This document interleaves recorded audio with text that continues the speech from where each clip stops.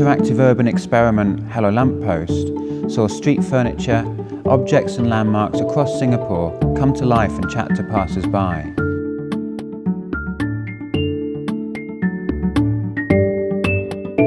Through 15,000 conversations with over 700 objects, this playful intervention gave passers-by the opportunity to interact with the city in new ways, rediscover their local environment, share memories of their city, and uncover the stories that other people leave behind.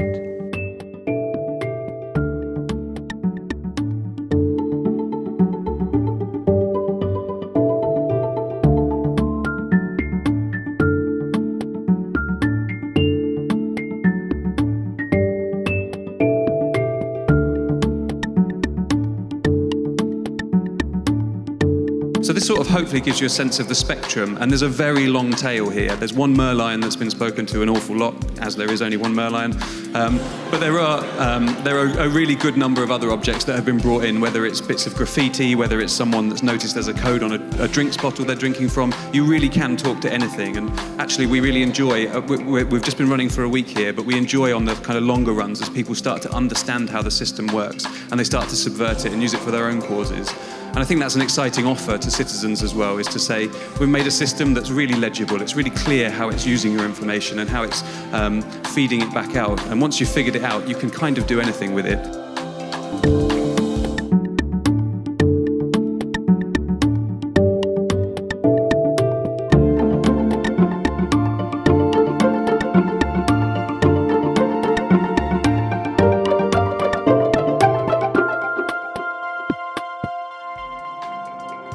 We see our festival as a space for participatory experiments in future urban living, and this can lead to new insights it's difficult to generate any other way.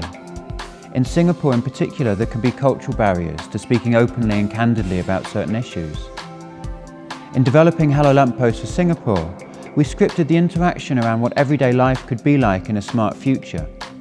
By analysing those conversations, we were able to generate insight into Singaporeans' hopes and aspirations around smart technology. So the aim of Hello Lamppost generally is to get people to share their memories and stories, anecdotes, beliefs with each other and observations about the city. Singapore is actually a bit of a special case because what we're also doing is looking into this idea of the smart nation. And so the vast majority of the questions we've been using actually are probing Singaporeans about their attitudes towards the future. So what do they think the future for technology in Singapore is? What do they think generally the culture of the city will be like? How the community will change over time? Attitudes towards risk in the future, whether or not they'll change, and that kind of thing.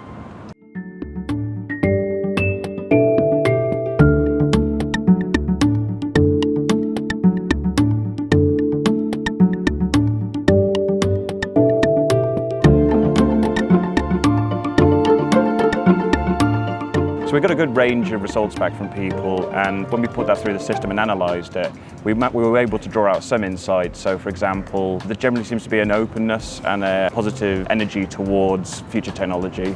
People aren't generally very pessimistic about it. So for example, we asked people a couple of questions about like augmentation, and if you could have a cybernetic enhancement of some sort, what would that be? And we were really interested to see that the vast majority of people did pick something. They wanted to better eyes or a better brain or faster legs or whatever. Only a tiny proportion, maybe 13% of people said, no, I'm fine with how I am at the moment and I'm okay, I don't want anything. To signpost principles for urban data governance, the study was opt-in, not opt-out. We made clear what is entailed to people, all messages were anonymised, and the data is stored securely and deleted when the study is complete.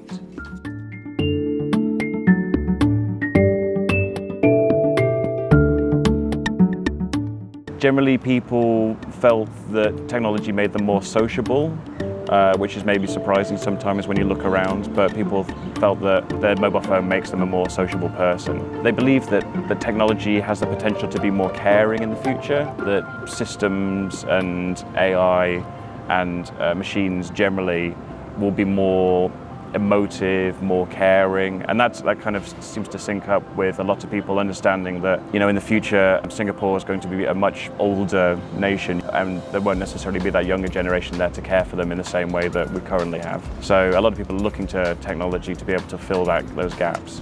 The sense of play, sense of enthusiasm has really been incredible, and that's been a joy for us, and it's been a real joy watching the messages come in.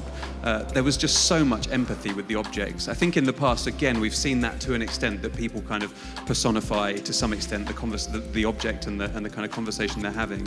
But that seems to have gone to a completely different level here. People have really been worried about leaving hydrants behind and them not having company and what they're going to do later, and the amount of people they've spoken to. And I think just that sort of sense of feeling that this is both about the space that you're in and the other people that occupy the space, but also the object as a kind of meeting point and as a character, really, as a thing that exists that you can interact with, probably speaks, I think, a lot about kind of Singapore's understanding of technology, but also its kind of empathy for each other and the kind of the community that there is here.